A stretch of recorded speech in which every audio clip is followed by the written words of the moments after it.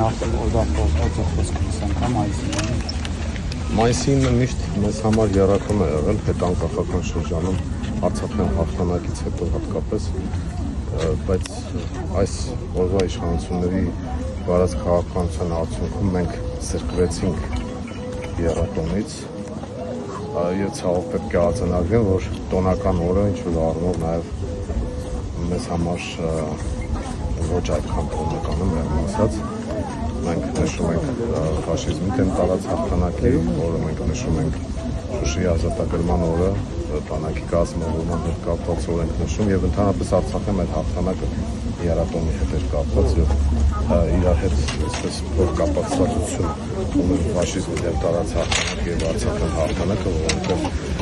ազգային պատկանելիության եւ ծավալապաշտության դեմ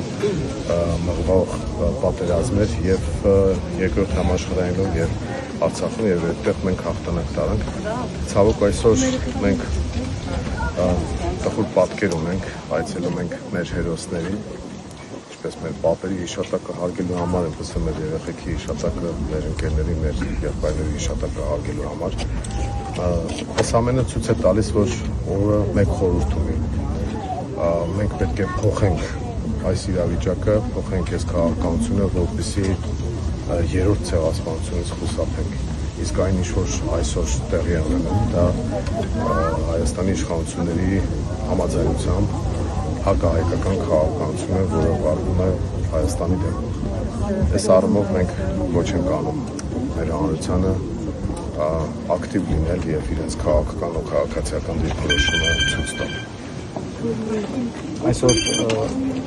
Արցախը չկա, բայց նաև չկան օրինակ նվաստի մակարդակով իշխանությունների, այսօր Նիկոլ Փաշինյանը դա իր գրառում որևէ ձև չի անդրադարձել Արցախին Շուշիի ազատագրմանը, փոխարենը նշել է, որ 26 թվականի մայիսին նշում ենք Հայաստանի եւ Ադրբեջանի միջեւ հաստատված խաղաղության պայմանները։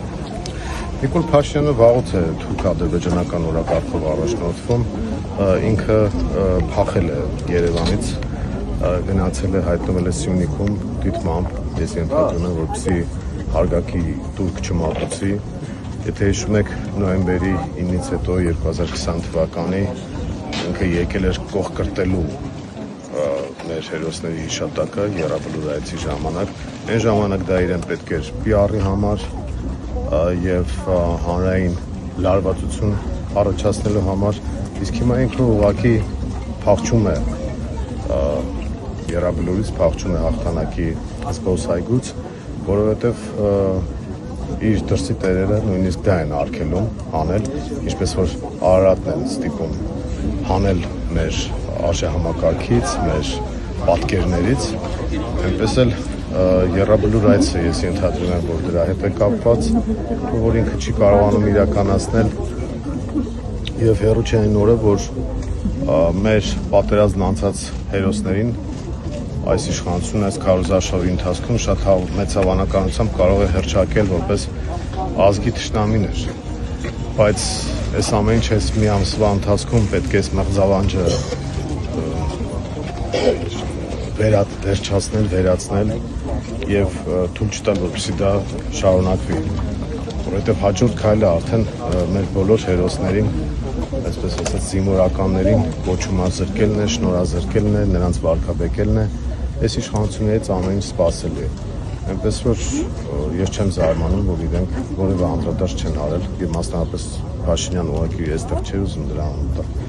բայց որ նշեցիք, ասեմ, որ ինքը դրա համար որևէ անդրադարձ չի արել, զարմանալու չի։ Պարոն Թևանյան, քանի որ քարոզարշավից խոսեցիք, նաև Նիկոլ Փաշինյանը ասում է նախ պատերազմի եռակողի խոսակցություն է անվանում նաև ձեր ուժին եւ այս համատեքստում ասում է, եթե ինքը չընտրվի համադրական մեծամասնություն չկազմի, պատերազմի լինելու ավելի կոնկրետ ժամկետներ են նշում, վերջերս սեպտեմբեր ամսի մասին էր խոսում։ Դա հանցավոր հայտարարություն է։ Երկրորդը մենք գիտենք, որ ձեր նշած անձնավորությունը ինչի մասին խոսել է ճիշտ հակառակն է արել կամ ինչ որ խոստացել է ճիշտ հակառակն է եղել։ Ինքը պատերազմներ բերած, պարտություններ, մահեր, ավերածություններ բերած գործիչ է եւ իր մնալու պարագայում ամենայն հավանականությամբ մենք շատ ավելի կատաստրոֆիկ զարգացումներ կունենանք, քան ունեցանք Արցախի դեպքում։ երկրորդ Արցախյան ճակատագիր թույլ չտալու համար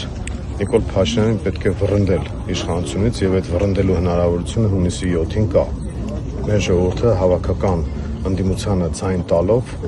կարող է խուսափել պատերազմից, խուսափել պարտություններից եւ պաշտպանել Հայաստանի Հանրապետությունը։ Մենք առաջարկում ենք երաշխավորված խաղաղություն եւ այդ երաշխավորված խաղաղության պարագայում հնարավոր է խուսափել պատերազմից, դա չի լինի այդ դեպքում եւ հնարավոր է ունենալ զարգացում։ Իսկ սրանց պարագայում մենք արդեն գիտենք ինչ է եղել եւ արդեն պարզ է թե ինչ է լինելու։